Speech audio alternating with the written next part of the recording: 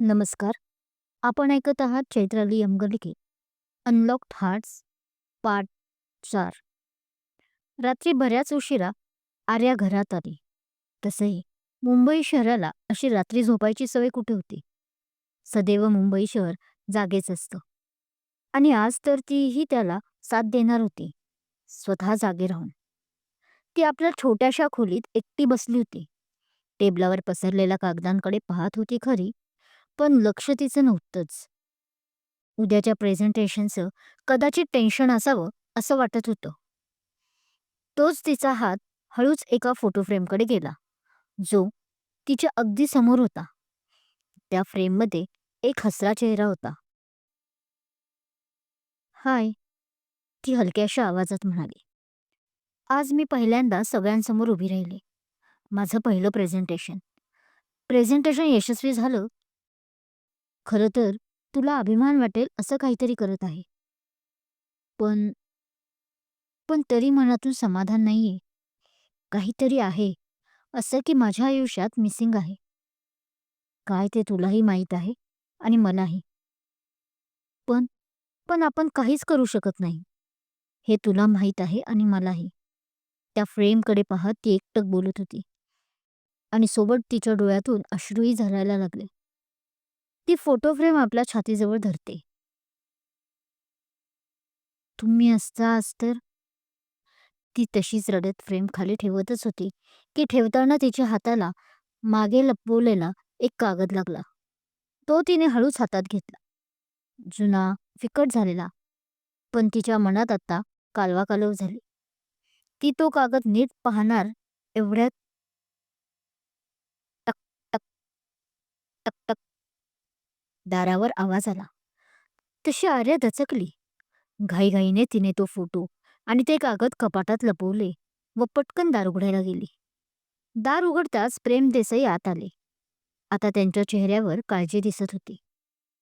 आर्या, अजून झोपली नाहीस? त्यांनी हळूवार विचारलं. झोप येत नव्हती. थोडं ऑफिसचं काम उरकतेय. आर्याने जबरदस्ती हसत उत्तर दिले. मी ऐकलं, आज ऑफिसमध्ये तुझं प्रेझेंटेशन छान झालं. पण कुणीतरी म्हणालं की तू रडलीसही.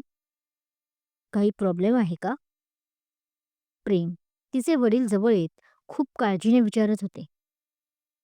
नाही, असं काही नाही. ते थोडा ताण आला होता.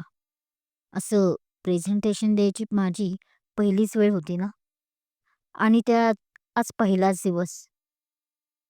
सो बाकी सगळं ठीक आहे. आर्या थोडा वेळ शांत बसली आणि परत बोलली. चेहऱ्यावर आठ्या होत्याच. तसं प्रेम देसाईनं तिच्या डोक्यावर हलकेच हात ठेवला. तू खूप स्ट्रॉंग आहेस, हे कायम लक्षात ठेव. शेवटी तू प्रेम देसाईची मुलगी आहेस.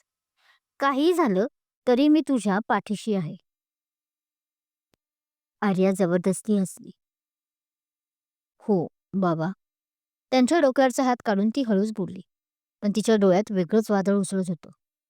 मी आलीच, म्हणत तिने त्या वादळाला नजरेआड करून ती पाणी प्यायला किचनमध्ये गेली.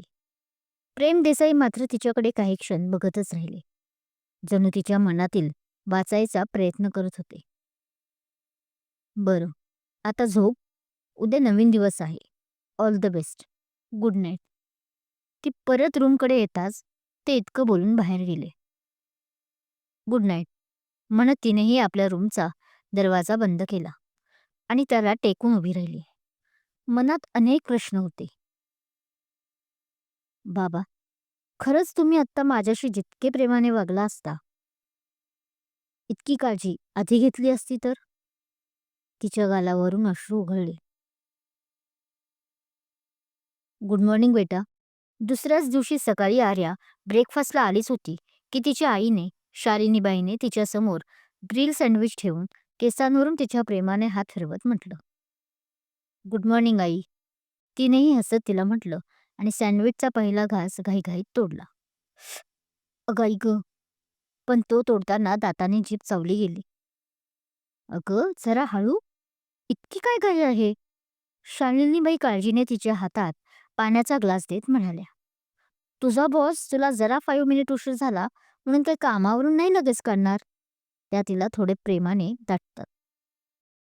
हो अगं, काढतीलही. तुला माझा बॉस कोण आहे हे अजून माहीत नाही.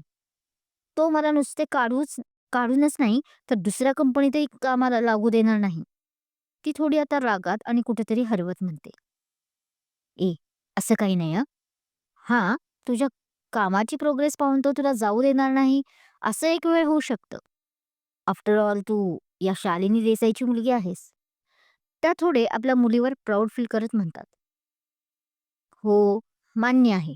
मी तुझी एकेकाळी असलेल्या ग्रेट बिझनेस वुमन शालिनी देसाईची मुलगी आहे.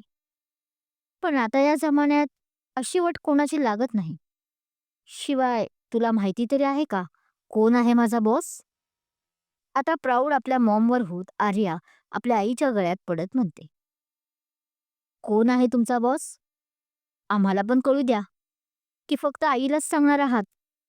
तोच आता इतका वेळ तिथेच बसून पेपर वाचत असलेले प्रेमदेसाई पेपरची घडी घालत मिश्किलतेने तिला विचारतात. बाबा. तसं तिने तो सँडविचचा तुकडा तसाच गिळला, ज्यामुळे तिला चांगलाच खोकला लागला. अहो जरा हळू. मी काही तुमच्या बॉसला आपला घर जावई नाही करणार. देसाई तिच्याकडे येत शालिनीबाईला पाणी द्या तिला खुणावत एक वेगळीच नजर आता तिच्याकडे टाकत म्हणाले. काही काय बोलता देसाई? पोरगी अजून किती लहान आहे. पण शालिनीबाईंना त्यांच्या अशा बोलण्याचा राग येतो आणि थोडे विचित्रही वाटते. त्या तिच्या हातात पाण्याचा ग्लास देऊन तिच्या पाठीवरून हात फिरवत आपली नाराजी दर्शवत म्हणतात. अहो तसं नाही शालिनीबाई. पण त्यांचा तो लटका राग पाहून प्रेम देसाईचे तोंडचे पाणी पळाले. ते आपलं ते आता जरा घाबरतच बोलले. बरं, सोडा ते आता. आर्या बेटा, आता बरं वाटत आहे ना? त्या दोघांचे बोलणे सुरू होते ते ऐकून आर्याचा ठसकाच थांबला. दोघांना या रूपात जणू ती पहिल्यांदाच पाहत होती. हो. तिने तसं परत एक पाण्याचा सीप घेत हळूच म्हटलं. हं, आता सांग बेटा बरं, कोण तुझे बॉस? तसं आता प्रेम देसाईनेच परत विचारलं. ते ते आई आता मात्र कसं सांगावं तिला कळत नव्हते. तसं आईने तिच्या सांग म्हणून खुणावले. आई ते माझा प्रोजेक्ट मॅनेजर अजय, अजय कुमार आहे. तिने हळूच सांगितले. काय? तिचे आई बाबा एकदम ओरडले.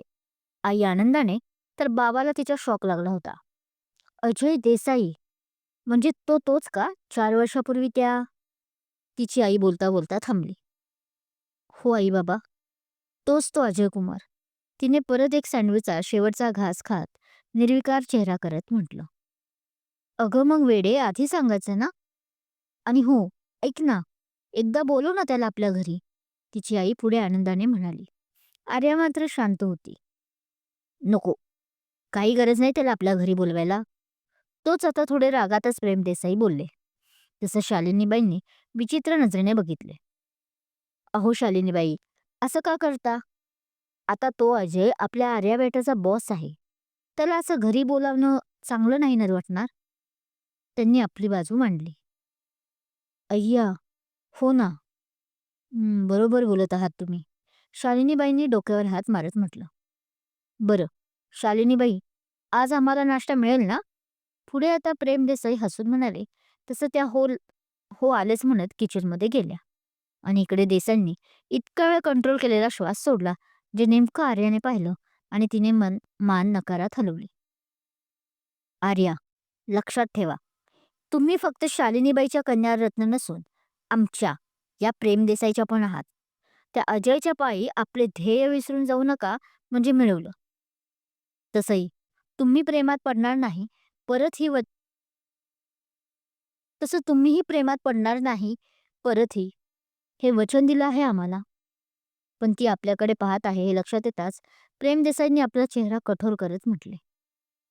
हो, आहे लक्षात. रोज उठून तेच सांगायची गरज नाही. ती आता थोडी चिडून बोलते. आई, मी येते ग, म्हणत देसाईने एक अँग्री लुक देत आपली पर्स घेऊन निघून जाते. आज ऑफिसमध्ये सगळे आपापल्या कामात गुंतले होते.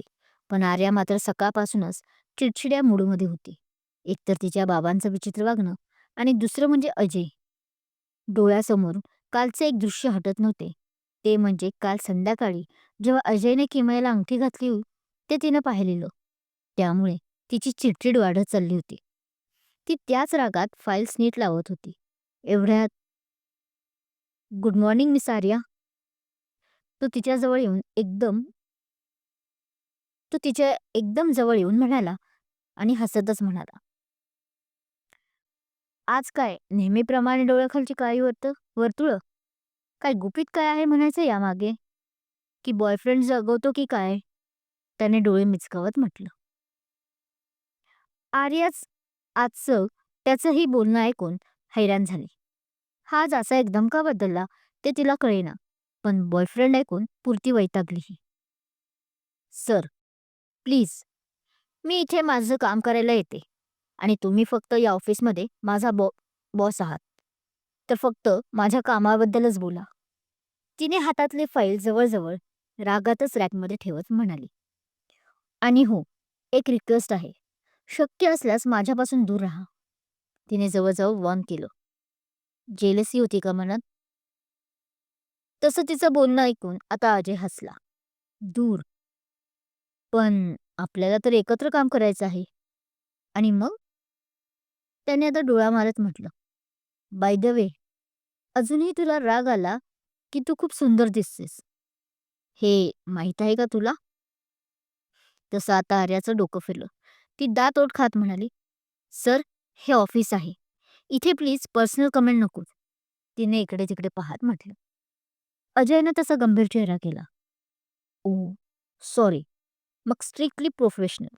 असं बोलण्यात तो ऑफिस रूमच्या बरोबर मधोमध जाऊन थांबला. "So, good morning guys. इकडे लक्ष द्या. जरा इकडे लक्ष द्या. मला आज महत्वाची अनाउन्समेंट करायची आहे." तो मोठ्या आवाजात बोलला. तसं आता सगळे त्याच्याकडे लक्ष द्यायला लागले. तर आता ह्याचं काय नक्की नाटक? असा मनात विचार करून आर्या डोळे बारीक करून त्यांच्याकडे पाहायला लागली.